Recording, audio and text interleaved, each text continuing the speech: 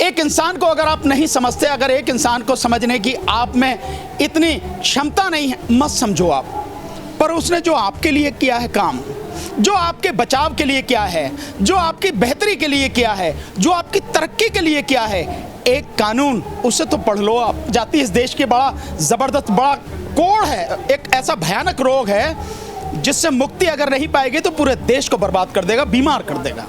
हर आंदोलन में जहां भी देखो, यहाँ तक बीजेपी वाले आज क्या नौटंकी कर रहे हैं, हर जगह कानून लागू कर दिया, बाबा साहब की एक बात नहीं मानते, सारे काम उनके उलट करते हैं, संविधान के उलट करते हैं, लेकिन जयंती मना रहे हैं। मतलब आप देखिए कैसी नौटंकी कर रहे हैं। राज्य का हिस्सा आपने हड़प लिया, जीएसटी आपने कलेक्ट कर लिया पूरे देश का, राज्यों का जो जीएसटी था वो नहीं दिया। इसका मतलब ये है कि राज्य जो है पैसे के लिए अब केंद्र पर निर्भर रहेंगे। ध्यान से सुन लो, हो सकता है आप सरकार आपके हाथ में जो चाहे कर दें, आप प्रधानमंत्री, लेकिन आप इस देश में ईश्वर नहीं हो, खुदा नहीं हो।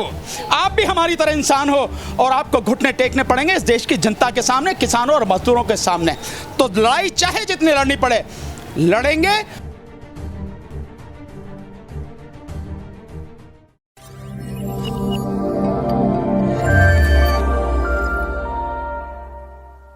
पंजाब न्यूज़ देख रहे सारे ही देश के दर्शकों का मैं हरजीत कौर स्वागत करती। दर्शकों, आप जी ਨੂੰ पता कि ਅੱਜ डॉक्टर अंबेडकर जयंती है, तो संविधान बचाओ दिवस भी मनाया जा रहा है। इस किसानी अंदोलन के दिल्ली के बॉर्डर से ਤੁਹਾਨੂੰ पता ही है कि लगातार किसान डटे हुए हैं, तो सारे ही समागम इत्थे ही मनाए जा रहे हैं। भानु प्रताप सिंह जी भी पहुंचे ने संविधान बचाओ दिवस मनाने के लिए, तो गलबात कर लेने। नमस्कार। नमस्कार जी। नमस्कार।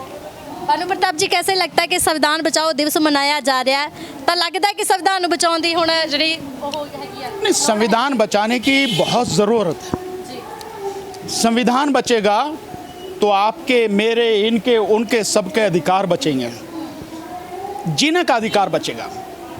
अगर संविधान नहीं बचेगा, कुछ नहीं बचेगा। लोग बाबा साहब डॉक्टर अंबेडकर ने संविधान बनाया है ये मान के बहुत लोग जाति के आधार पर घृणा करते हैं, तो पढ़ते ही नहीं है संविधान। बाबा साहब को ना पढ़ो, मत पढ़ो, कोई बात नहीं, लेकिन संविधान को तो पढ़ो, क्योंकि देश में जो कुछ हो रहा है, जो कुछ भी सरकारें कर रही हैं, वो संविधान के माध्यम से ही तो कर रहे हैं। संविधान का गलत तरीके से इस्तेमाल कर रहे हैं। जो संसद में एमपी बैठे हैं, विधानसभाओं में एमएलए बैठे हैं, वो सारे के सारे जिस पार्टी के, उस पार्टी के बंधुआ मजदूर बन गए हैं तो वो जनप्रतिनिधि, लेकिन वो पार्टी के प्रतिनिधि बन गए हैं। जनता के हित की बात जहां होनी चाहिए, कहनी चाहिए, उनके मुंह पर ताला लग जाता है, या वो सरकार के पक्ष में खड़े हो जाते हैं, जबकि उन्हें होना चाहिए देश की जनता के पक्ष में, देश की जनता के हित की बात करनी चाहिए। और इसे कब समझ में आएगा आपको? जब आप संविधान पढ़ेंगे। ये जो किसान आंदोलन चल रहा है, इस किसान आंदोलन में आज संविधान दिवस मनाया जा रहा है। लगातार 4.5 महीने से मंच से भी संविधान की बातें कही जा रही हैं। क्यों कही जा रही हैं? क्योंकि जब भी इंसान फंसेगा और सरकार द्वारा लागू किए गए, बनाए गए कानूनों के बाद जब उसे पता लगेगी कि उसकी स्थिति कैसी बुरी हो गई है, उसका क्या छीन लिया सरकार ने, तब संविधान की बात करेगा। और हो रही है। 1 साल पहले अगर आप चले जाएं तो सीए एनआरसी का आंदोलन था। वो लोग जो सीए एनआरसी के आंदोलन से सीधे सीधे इफेक्टेड थे, बाबा साहब डॉक्टर अंबेडकर को नहीं मानते थे। जाति के आधार पर, जाति इस देश के बड़ा ज़बरदस्त बड़ा कोड़ है, एक ऐसा भयानक रोग है जिससे मुक्ति अगर नहीं पाएगी तो पूरे देश को बर्बाद कर देगा, बीमार कर देगा। उसी जातिगत आधार पर बाबा साहब को नहीं पढ़ते, लेकिन जब पड़ी सर पर और लगा कि ये अधिकार छिन गया, आने वाले समय में तो सब कुछ छिन जाएगा, क्योंकि अगर किसी की नागरिकता खत्म तो उसका बैंक अकाउंट वो सीज, उसकी ज़मीन वो जब्त, उसका मकान वो जब्त, और उसको बंद करके डाल दो आप डिटेंशन कैंप में। लोगों को समझ में आया, इसलिए फिर संविधान वहाँ रखा, फिर बाबा साहब की भी बात करने लगे। मेरा बहुत सिंपल सा कहना है, एक इंसान को अगर आप नहीं समझते, अगर एक इंसान को समझने की आप में इतनी क्षमता नहीं है, मत समझो आप। पर उसने जो आपके लिए किया है काम, जो आपके बचाव के लिए किया है, जो आपकी बेहतरी के लिए किया है, जो आपकी तरक्की के लिए किया है, एक कानून, उसे तो पढ़ लो आप। उससे पढ़ के कम से कम अपने अधिकारों की रक्षा करो। आप बाबा साहब को क्या देख सको? कुछ भी नहीं। उन्होंने इतना दे दिया पूरी दुनिया को, लोग क्या दे सकेंगे? कुछ नहीं दे सकेंगे। लेकिन जो आपको दिया है कम से कम उसे पढ़ लो, उसे समझ लो और उसे पढ़ के समझ के अपनी और अपने बच्चों के अधिकारों की, उनकी अपनी आने वाली पीढ़ी की रक्षा तो कर लो। इसलिए हर किसी को संविधान पढ़ना चाहिए। और अब हर आंदोलन में जहां भी देखो, यहाँ तक बीजेपी वाले आज क्या नौटंकी कर रहे हैं, हर जगह बाबा साहब का जन्मदिन मना, जो मतलब बाबा साहब के एक तरफ तो कानून लागू कर दिया, दूसरे तरफ कानून लागू कर दिया, बाबा साहब की एक बात नहीं मानते, सारे काम उनके उलट करते हैं, संविधान के उलट करते हैं, लेकिन जयंती मना रहे हैं। मतलब आप देखिए कैसी नौटंकी कर रहे हैं, है ना। इस आंदोलन में भी, इससे पहले आंदोलन में अब बाबा साहब की फोटो भी लगी है मंचों पर, बाबा साहब के जो होर्डिंग्स है उनमें भी फोटो है, उनकी बात हो रही। मेरा सिंपल सा कहना है, हमें संविधान पढ़ना है, हमें संविधान को जानना है, ताकि हम जान सके सरकार कैसे काम करती है, प्रशासन कैसे काम करता है, इस देश की अदालतें कैसे काम करती हैं और हमारे अधिकारों की रक्षा कैसे होगी, हमें जीने का अधिकार कैसे मिलेगा, इसके लिए जाने हैं। तो संविधान दिवस मनाना बहुत ज़रूरी है और संविधान की रक्षा करना बहुत ज़रूरी है। संविधान बचेगा, हम बचेंगे, नहीं तो कुछ नहीं बचेगा। भानु प्रताप जी, हम संविधान की तो बात करते हैं, लेकिन कैसे देखते हो कि एक तरफ तो किसान विरोधी बिलों को पास कर दिया, दूसरी तरफ हमें मजदूरों की बात करें तो उन पर भी एक कानून लागू कर दिया कि 12 घंटे आपको काम करना है। तो ये नहीं कि और भी कानून है, चाहे बिजली शोध बिल दोबारा ले आए हैं, और सीधी अदायगी की बात करें तो इतने कानून थोपे जा रहे हैं, किस किस कानूनों के पे लड़ाई रोकी जाएगी? नहीं, देखिए हर कानून पर लड़ाई की जाएगी, इसका ये मतलब नहीं है कि हम एक पे करेंगे, दो पे करेंगे। अगर सरकार लाखों कानून लाएगी, सब पे लड़ेंगे, पूरी ताकत से लड़ेंगे और सरकार के घुटने टिकाएंगे। इसमें कोई डरने और किसी भी तरह झिझकने की बात नहीं है, क्योंकि जब देश को बचाना है, जब देश की जनता को बचाना है और अपनी आने वाली पीढ़ी को बचाना है, लड़ना तो पड़ेगा, जान की बाजी दांव पर लगा के लड़नी पड़ेगी। ये जो आप कानून कह रही हैं कि कृषि कानून है, जो श्रम कानून है, इन सबको एक एक करके खत्म कर दिया गया है, बिल्कुल ठीक बात है, खत्म किया गया, इसीलिए तो लड़ाई है।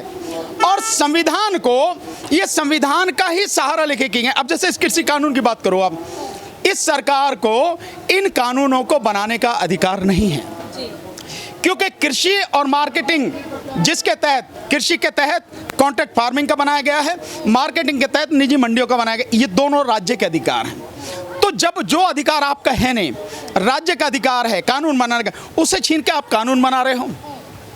आपने जीएसटी बनाया, जीएसटी से पूरे देश का आपने जो टैक्स है वो आपने अपने पास रख लिया और राज्य को जब देने की बात आई उसका हिस्सा दिया नहीं। ऐसे समझो आप कि जैसे हमारे घर में लोग हैं, घर में 4-5 भाई हैं, परिवार के लोग हैं। अब एक बड़े भाई ने कहा भाई चल ठीक है भाई, सारा जो कुछ भी होगा खर्चा वर्चा उठे कर लेंगे और जो भी आमदनी होगी उससे कर लेंगे, इकट्ठा एक जगह कर लेते हैं। आमदनी आपने कर ली इकट्ठा, और जब भाइयों का देने का हिस्सा आया तो आप हड़प गए, आप भाइयों का हिस्सा नहीं दे रहे, तो राज्य का हिस्सा आपने हड़प लिया। जीएसटी आपने कलेक्ट कर लिया पूरे देश का, राज्यों का जो जीएसटी था वो नहीं दिया, तो आपने गैर कानूनी काम किया। इसका मतलब क्या है? इसका मतलब ये है कि राज्य जो है पैसे के लिए अब केंद्र पर निर्भर रहेंगे। केंद्र कह रहा है कि भैया आप रिजर्व बैंक से कर्जा ले लो। क्यों ले लूं भाई कर्जा? मेरी जो कमाई है, मेरी कमाई तो मुझे दे, मैं कर्जा क्यों लूं जब मेरी कमाई से मेरा काम चलेगा। इसका मतलब ये हुआ कि राज्य धीरे धीरे कमजोर हो जाएंगे। ठीक इन्हीं कृषि कानूनों की तरफ से जब उनका अधिकार नहीं है, राज्य का अधिकार छीन लिया। अब अगर आज चुप लगा जाते हैं और ये बात मान लेते हैं कि ठीक है भाई इसने बना दिया, जो कर दिया, तो कल तो ये राज्यों के और भी अधिकार छीन लेंगे। इसका मतलब ये है कि राज्यों की जो विधानसभाएं वो बेकार हो गए, राज्यों की जो सरकारें हैं वो बिल्कुल बेकार हो गई। राज्यों का जब अधिकार आपने छीन लिया, मतलब राज्यों को कमजोर कर दिया, पैसे से भी कमजोर कर दिया, क्योंकि जो सरकारी मंडियों से हजारों करोड़ रुपए की जो इनकम होती राज्य की, वो आपने खत्म कर दी, तो पैसे से कमजोर किया, कानून बनाने का अधिकार छीन के कमजोर किया। तो आप करना क्या चाह रहे हैं? मतलब आप ही आप रहेंगे कि जो आप कर दें वही है, अहम ब्रह्मास्मि, कि मैं ही ईश्वर हूं, मैं जो चाहूं कर दूं, ये आप करेंगे?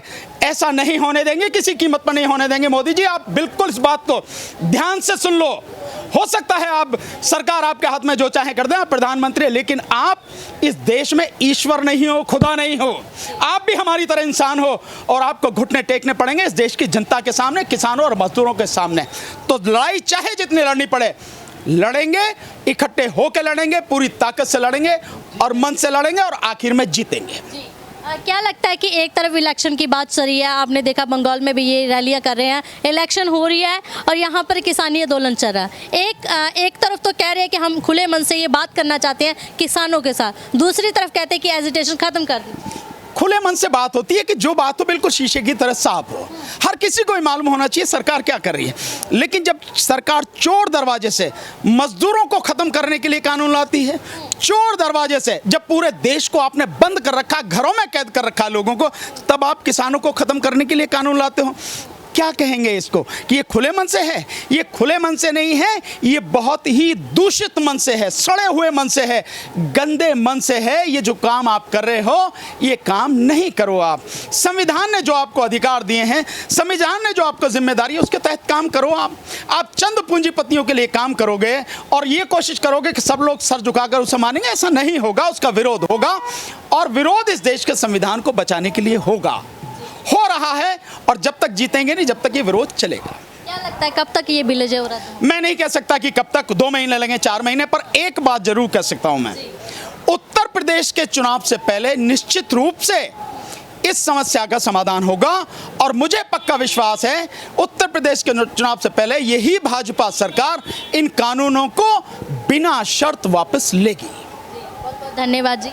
दर्शकों ਤੁਸੀਂ ਦੇਖਿਆ ਇਹ ਸੀ ਬਾਨੂ ਪ੍ਰਤਾਪ ਸਿੰਘ ਜਿਹੜੇ ਕਿ ਤੁਸੀਂ ਦੇਖਿਆ ਕਿ ਇਸ ਕਿਸਾਨੀ ਅੰਦੋਲਨ ਦੇ ਵਿੱਚ ਸੰਵਿਧਾਨ ਬਚਾਓ ਦਿਵਸ ਮਨਾਉਣ ਆਏ ਨੇ ਤੇ ਨਾਲ ਹੀ ਇਸ ਬਿੱਲਾਂ ਬਾਰੇ ਵੀ ਦੱਸਿਆ ਤੇ ਐਡਵੋਕੇਟ ਨੇ ਤਾਂ ਜ਼ਾਹਰ ਜੀ ਗੱਲ ਹੈ ਕਿ ਇਹਨਾਂ ਦੀ ਜਾਣਕਾਰੀ ਵੀ ਹੋਊਗੀ ਕਿਉਂਕਿ ਸਰਕਾਰ ਕਿਸ ਤਰ੍ਹਾਂ ਇਹ ਬਿੱਲ ਵਾਪਸ ਲੈਂਦੀ ਹੈ ਆਉਣ ਵਾਲੇ ਸਮੇਂ ਦੇ ਵਿੱਚ ਜ਼ਰੂਰ ਪਤਾ ਲੱਗ ਜਾਏਗਾ। ਪਰ ਉਸ ਤੋਂ ਪਹਿਲਾਂ ਹੁਣੇ ਥੋੜੇ ਸਮੇਂ ਦੇ ਵਿੱਚ ਜਿਸ ਤਰ੍ਹਾਂ ਅਸੀਂ ਕਹਿ ਸਕਦੇ ਕਿ ਨਿਹੰਗ ਸਿੰਘਾਂ ਵੱਲੋਂ ਹੁਣ ਜਿਹੜਾ ਮਹੱਲਾ ਉਹ ਵੀ ਕੱਢਿਆ ਜਾਏਗਾ ਤਾਂ ਬਾਨੂ ਪ੍ਰਤਾਪ ਸਿੰਘ ਨੂੰ ਖਾਸ ਇਨਵਾਈਟ ਕੀਤਾ ਗਿਆ। ਸੋ ਬਣੇ ਰਹੋ ਪੰਜਾਬ ਨਿਊਜ਼ ਦੇ ਨਾਲ, ਲਗਾਤਾਰ ਤੁਹਾਨੂੰ ਇਸੇ ਹੀ ਤਰ੍ਹਾਂ ਕਿਸਾਨੀ ਅੰਦੋਲਨ ਦੀ ਪਲ ਪਲ ਦੀ ਅਪਡੇਟ ਦਿੰਦੇ ਰਾਂਗੇ। ਤਦ ਤੱਕ ਲਈ ਇਜਾਜ਼ਤ ਦਿਓ।